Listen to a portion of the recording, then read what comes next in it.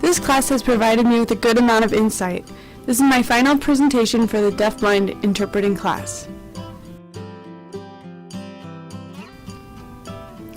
The book has given us a great amount of information. Author Teresa Smith introduces us as readers to the idea that, quote, deaf-blind people experience the world differently than I do. Their experience, she says, offers a unique perspective. This new perspective, like all other cultures, broadens my own understanding. It stretches me like good art. It pleasures me. On our first day of class, I remember CM saying that by the time we would be done with this class, we would all know PTASL. I remember really wondering how that could possibly happen in the amount of time that we have. I don't feel skilled at protactile ASL now, but I do feel that it is a skill that I now have and can develop more over time. I loved all the simulations, but the one that stands out the most was the very first one.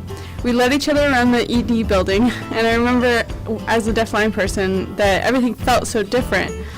I also remember putting complete trust in my partner, and that was the way to go about it, and for both of us to get the practice we need. I got to learn what an SSP does and what makes a good one. Author Smith states in her book that, quote, a good SSP will have clear values and clear boundaries. As a pre-professional, the discussion of boundaries has come up a lot. Throughout our readings, Smith has encouraged the readers, aka us, to advocate for ourselves and be realistic about our needs and communicate them. This got me asking myself if my boundaries were clear, and if not, how I could improve upon them. Smith also was quoted as saying that boundaries are about awareness, clarity, congruence, and consistency, rather than arbitrary limits. If you have more than one relationship, you must be aware of which is operative or primary at the moment.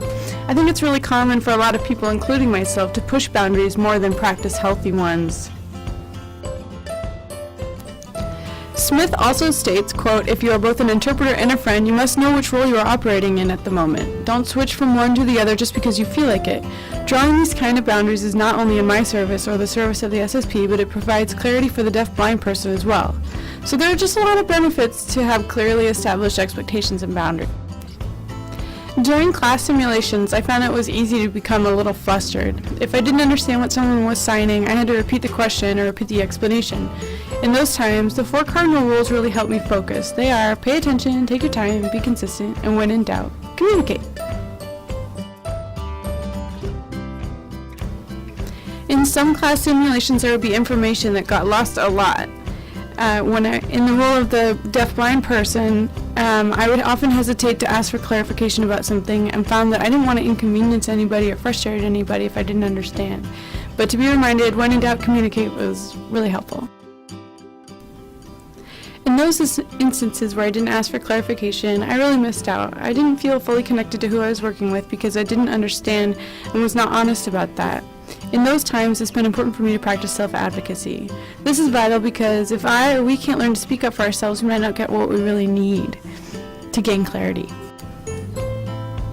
This concept was really helpful for me because it acknowledges that we can all get defensive about our mistakes and our work, and we don't have to pretend we don't because it's actually really common. Understanding that this happens gives me more clarity the more I learn, and with that I can move forward. This is helpful for me to remember, but can be tricky. We've all been in situations when outside pressures can take away our focus from what we're doing or not perform our jobs to the best of our ability. I've succumbed to those pressures, and it's made me wonder that if I were an SSP and been easily influenced, would the deaf-blind person miss out on an opportunity or interaction? I'm sure. It's been important for me to remind myself that the job of the SSP is in service of the deaf-blind person and not any other outside individuals in a given setting. For me, letting go of what others might be thinking has also been a form of self-care. There is strength in community. Teresa Smith says that, quote, a community is a reciprocal system that supports and nurtures us as individuals through our collective relationships with one another. Its members may nurture us literally with food or emotionally with love and friendship, intellectually with information and stimulation.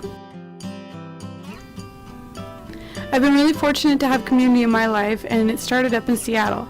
We had gatherings and shared meals as often as possible, and even though we're not together, the feeling is still the same.